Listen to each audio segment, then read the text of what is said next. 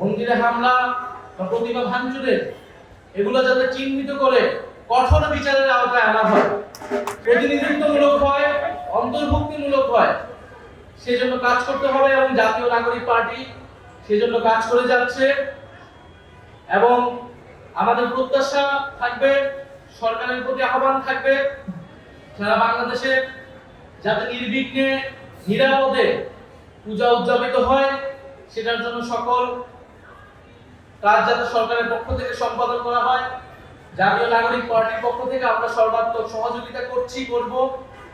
এবং বিভিন্ন জায়গায় আমরা যে ঘটনাগুলো শুনতে পাই, মন্দিরে হামলা বা প্রতিমা ভাঙচুরের এগুলো যাতে চিহ্নিত করে কঠোর বিচারের আওতায় আনা হয়।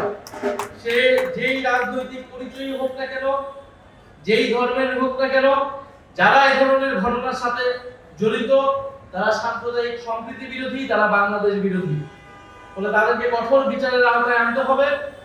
এবং সনাতন ধর্মাবলম্বীদের যে দাবি দেওয়া, গত 1 বছর ধরেই তারা বিভিন্ন দাবি দেওয়ার কথা বলে আসছে, অন্তর্বর্তী সরকারের প্রতি আমাদের আহ্বান থাকবে তাদের সেই দাবি দেওয়া যাতে যথেষ্ট গুরুত্ব সহকারে বিবেচনা করা হয় এবং যৌক্তিকতার সাথে সেই দাবি যাতে পূরণ করা হয়। এবং জাতীয় নাগরিক পার্টির পক্ষ থেকেও আমরা বাংলাদেশের সকল সম্প্রদায়ের জন্য, বিশেষত সনাতন ধর্মাবলম্বী মানুষদের যে দাবি দেওয়া রয়েছে সেই দাবি দেওয়া নিয়ে আমরা কাজ করে যাব।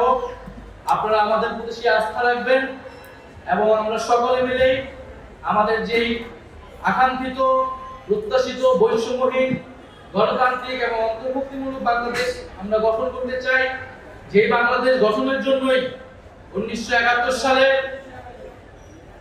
লক্ষ লক্ষ মানুষ জীবন দিয়েছিল, যুদ্ধে গিয়েছিল, যেই বাংলাদেশ গঠনের জন্য 2024 সালে গণ অভ্যুত্থানে আমরা সবাই মিলে অংশগ্রহণ করেছিলাম, আমাদের ভাই বোনেরা শহীদ হয়েছিল।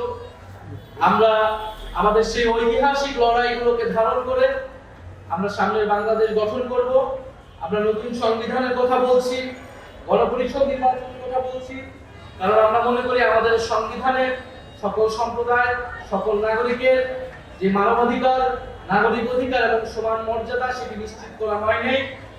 ফলে আমাদের যে সামনের নতুন সংবিধান, সেই সংবিধানে সকলের সমান মর্যাদা, সমান অধিকার নিশ্চিতের মাধ্যমে আমরা অন্তর্ভুক্তিমূলক বাংলাদেশ গঠন করব, আমরা দায় ও দরদের বাংলাদেশ গঠন করব।